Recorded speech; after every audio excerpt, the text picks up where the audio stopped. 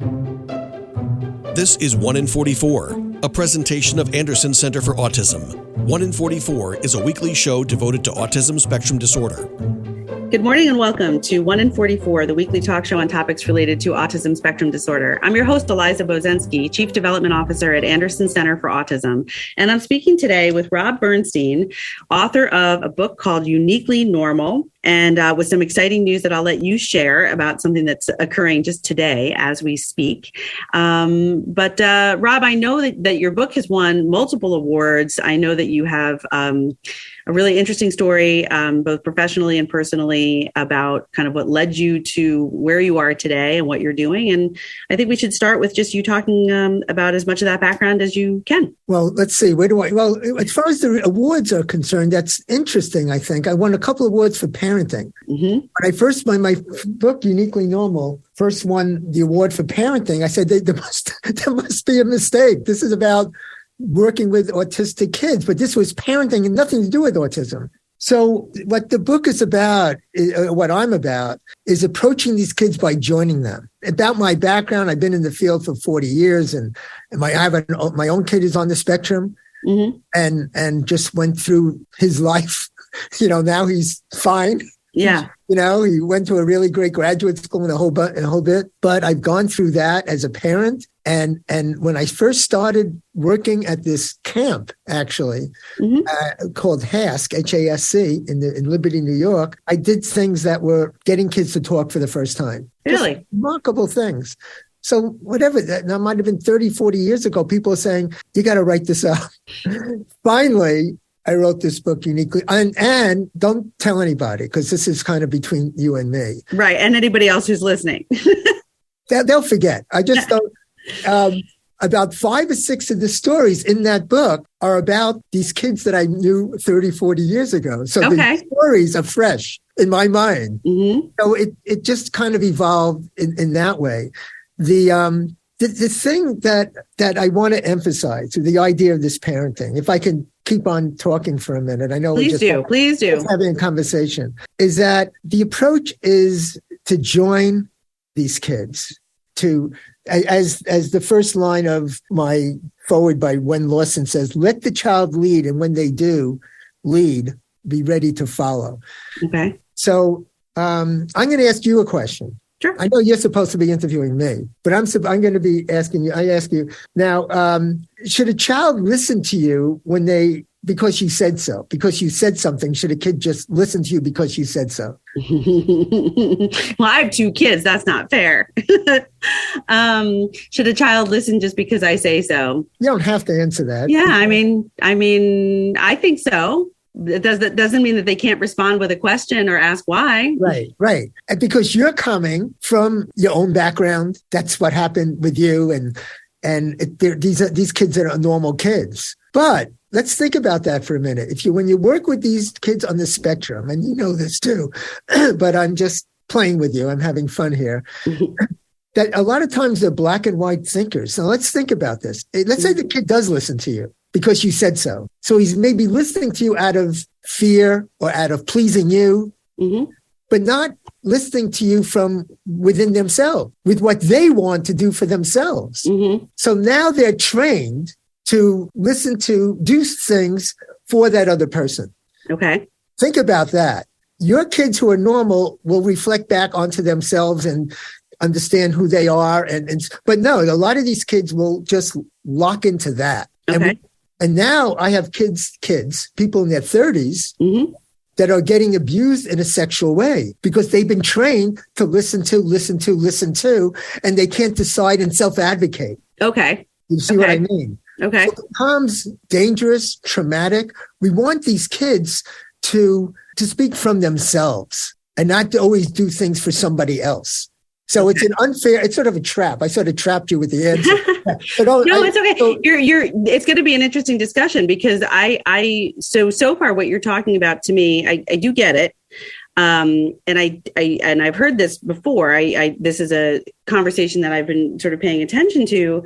My question then would be, if somebody is trying to teach somebody who's, challenged by, let's say, profound autism, who's non-vocal, not potentially not going to, we're IDD, right? They've got autism and an intellectual disability, and they're potentially going to be with a caregiver, generally speaking, 24/7, right? And you're teaching them something out of safety, not to bolt across the road and across a train track, for example. And I really mean this. This is a sort of a conundrum. So where is the line? I'm just curious, in your mind, where is the line around the importance of teaching safety in that way and self-preservation and wellness, with also what you just talked about, which I am a huge, very much in favor of: self-advocacy, independence, a deeper understanding of my voice matters, your voice matters.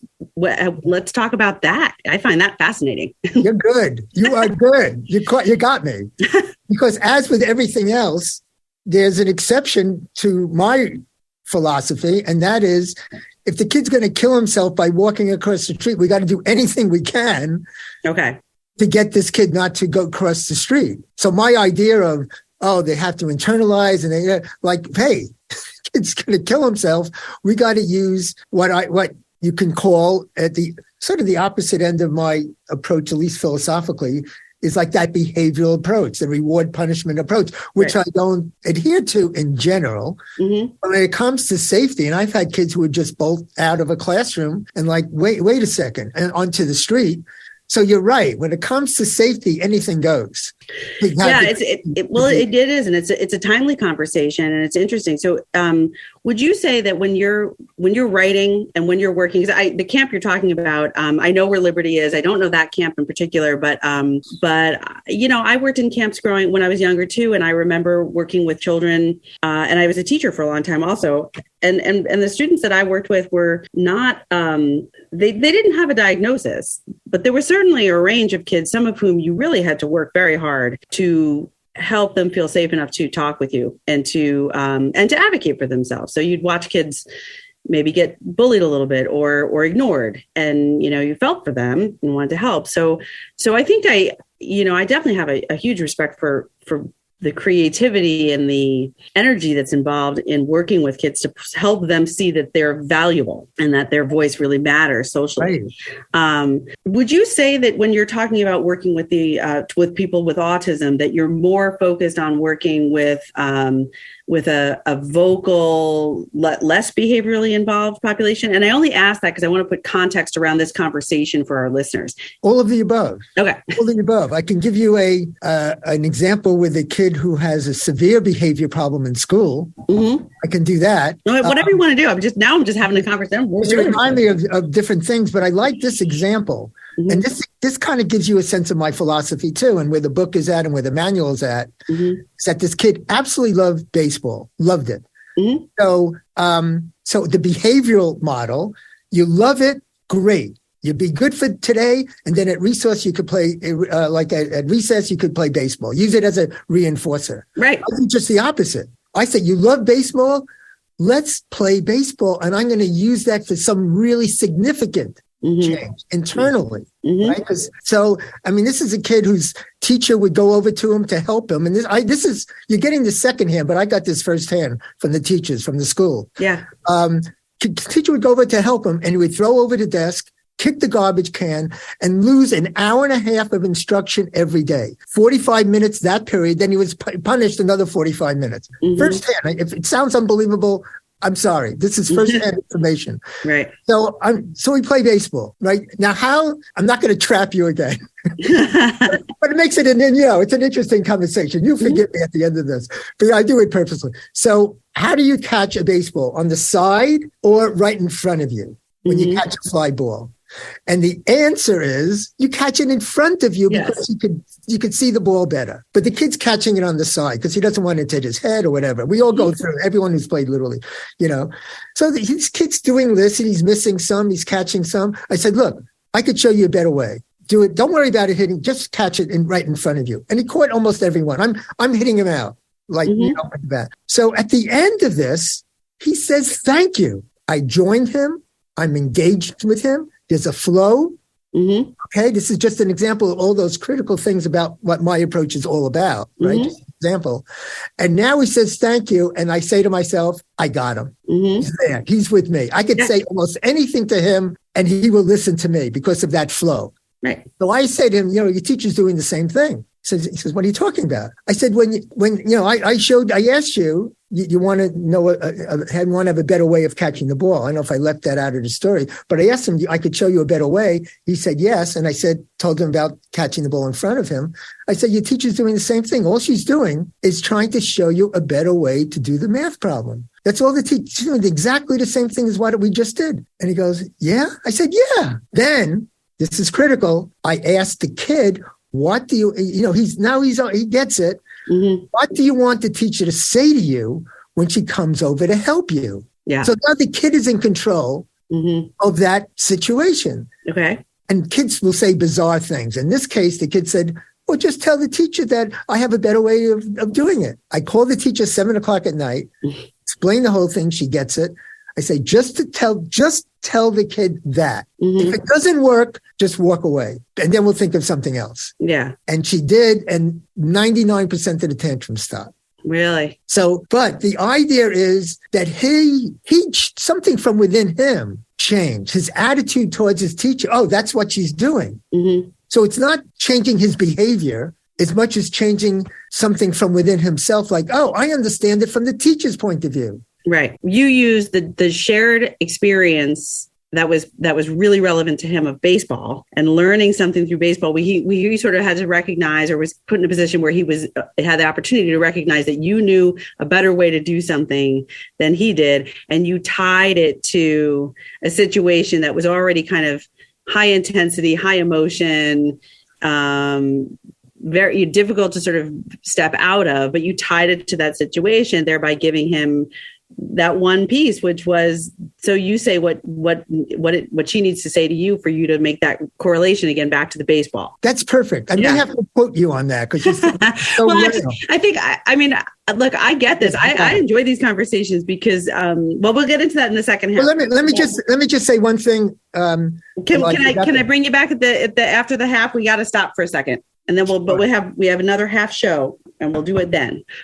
This is 1 in 44 weekly talk show on topics related to autism spectrum disorder. I'm your host, Eliza Bozensky, and we'll be right back. Alone, our reach is limited.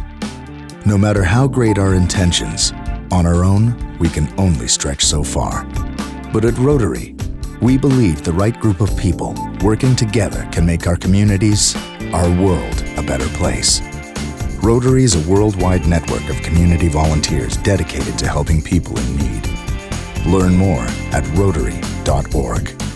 Rotary, humanity in motion. And now 1 in 44 continues on 100.7 WHUD. This is a weekly community affairs program presented by the Anderson Center for Autism. Welcome back to 1 in 44, the weekly talk show on topics related to autism spectrum disorder. I'm your host, Eliza Bozensky, and I'm speaking with author and all-around interesting gentleman with lots of interesting background, Rob Bernstein, author of Uniquely Normal, award-winning book. And coming out today, you have a manual associated with that book. So congratulations on that. And you can certainly feel free to talk about the manual, or we can you were going to say something right before the break, continuing our discussion. Right. Yes. The manual, as you said, is coming out today, but just to tie our discussion, our previous discussion. Yeah. The idea, and you said it perfectly, letting the kid lead, letting the child lead, be ready to follow, and then institute change. And that flow really creates that significant change. We're not talking about understanding the color blue. There's some change from within. The manual was generated because the book Uniquely Normal, it won 6 awards. And now with the all over the world, it's all wonderful, right? Mm-hmm. But people ask, if you read the book, if you read the book, you would see, and I've gotten this from professionals, I see your method in every single chapter. I see what's underlying, and I get what you're doing.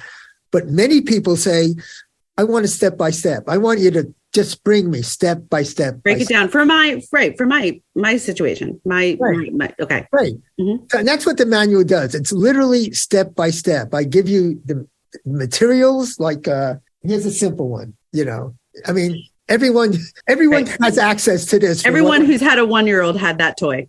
Right. You can get it for whatever it is, $10, whatever, right? Right. But it's not the toy; it's how you use it. Mm-hmm. I own the term chess therapy.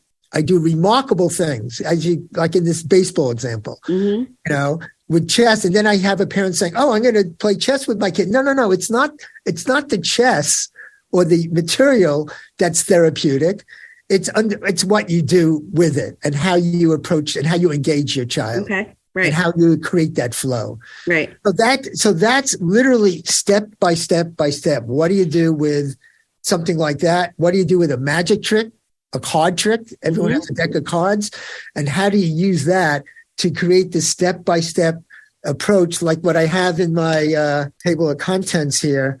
Magic tricks, organizing thinking, verbal self-direction, verbal expression. What does it have to do with magic trick? But I'm using that as a tool. Well, right. The point is almost that it doesn't have to do with magic tricks. It has to do with the other things that you were just talking about. Magic is the conduit. Yeah. Right.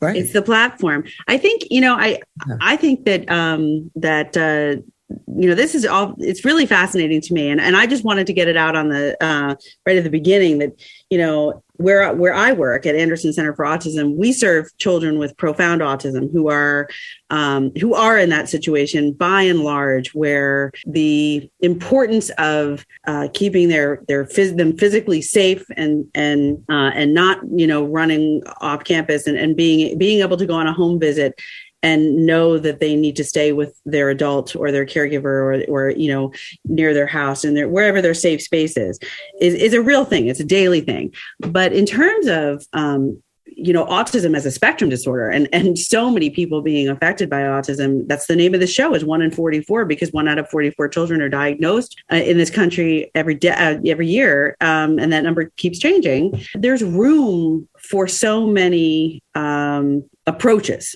Mm-hmm. That, the idea, and as a former educator and the daughter of 2 educators, the idea of joining with the child and following their lead not only can obviously have very impactful therapeutic benefits, as you're talking about and you write about, but also let's not forget that for the person who's engaging with that child, it can also be incredibly rewarding and fun and really meaningful, I think, in terms of reinforcing what you do with your professional life. I mean, you started when you were a camp counselor, right? So.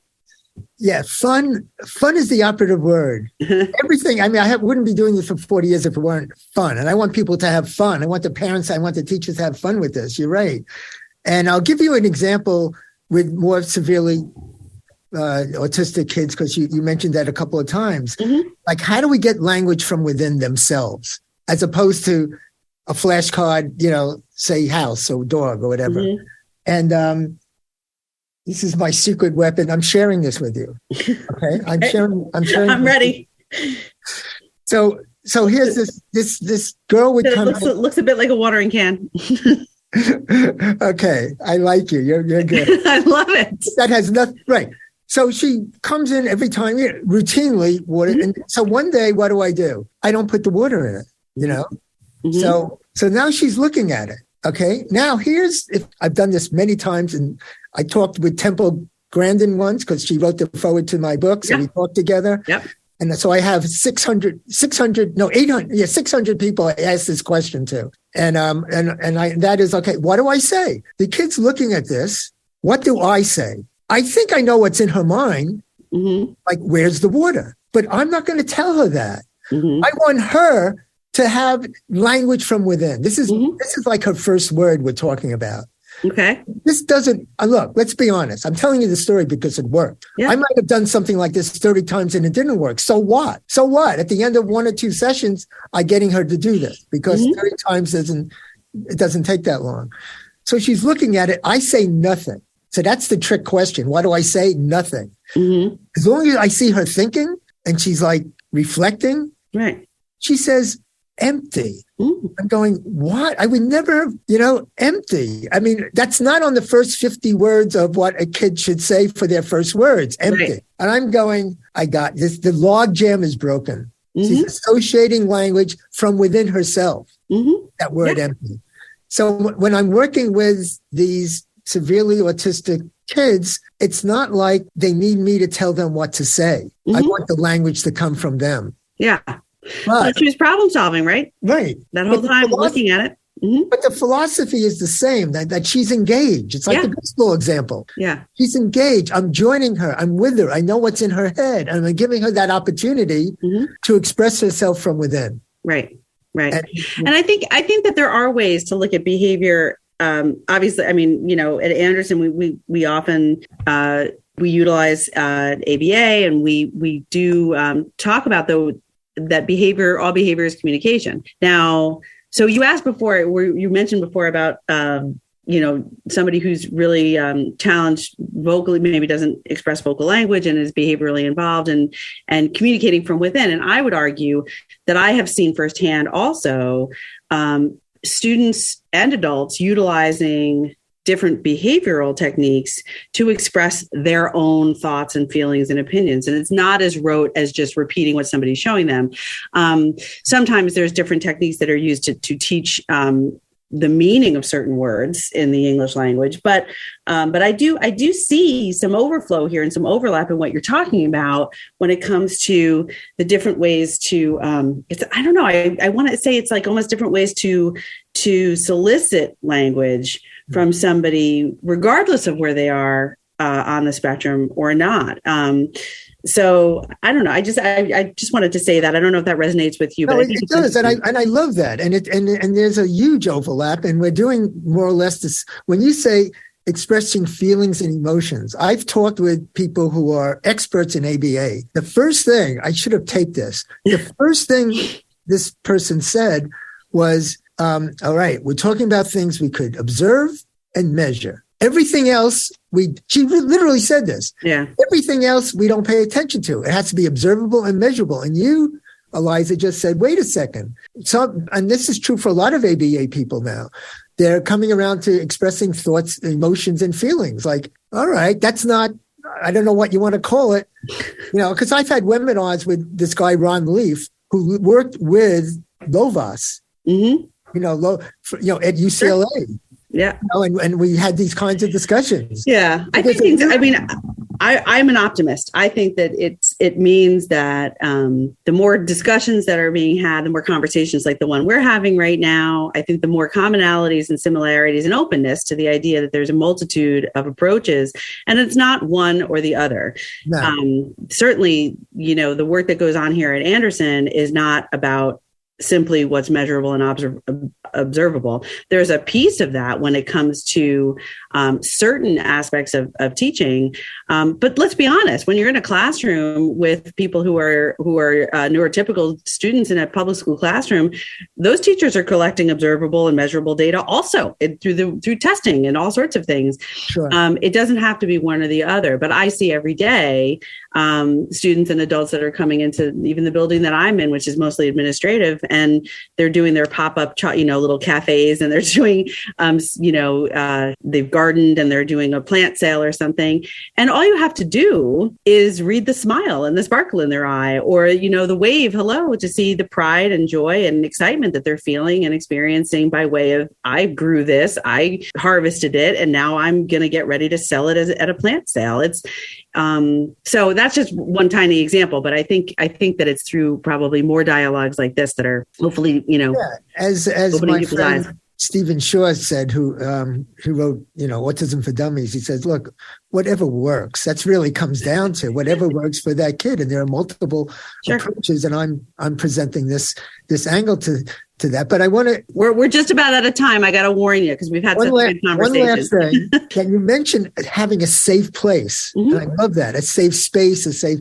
And for a kid to feel safe, the parent, when they're engaging with the kid, it has to not be judgmental. It's engaging them in whatever they're doing. It could even be a video game. Yeah. Connecting the kid needs to feel that kind of acceptance and being safe. Mm-hmm. And that's a good place to start when you're joining your child. Try not to have an agenda or a curriculum. or whatever, right? Give yourself up in a sense and let your child join the child. And that creates the safe space. It's just an example. I agree. And it also creates a quality of life for everybody. Not every day should be in a classroom. Not every day should be lounging around, doing very little. There should be some level of balance and exploration of everything. And I think that's a nice way to end our conversation. No, it's not, because I have to say one more thing. Oh, one more thing. When the parent does this, there's a calming effect within the parent too. Yeah. And the kid feels that. Yeah. So that's what creates this healthy learning environment. Well, Rob Bernstein, this has been a really fun conversation for me. I appreciate it. You wrote Uniquely Normal, and that's available. I know it's available on Amazon. I think you have a website as well, which is... Right. It's RJB, my initials, Robert J. Bernstein, RJB at autismspeech.com. Okay. RJB at autismspeech.com. Got it. Perfect. And check out the manual. And it's been a real pleasure. Thank you for your time today, Rob. Appreciate being on the show. Thank you. This is 1 in 44, the weekly talk show on topics related to autism spectrum disorder. I'm your host, Eliza Bozensky. And remember, Anderson cares. You've been listening to 1 in 44, a weekly presentation of the Anderson Center for Autism. Join us for another edition of the show at this time next weekend.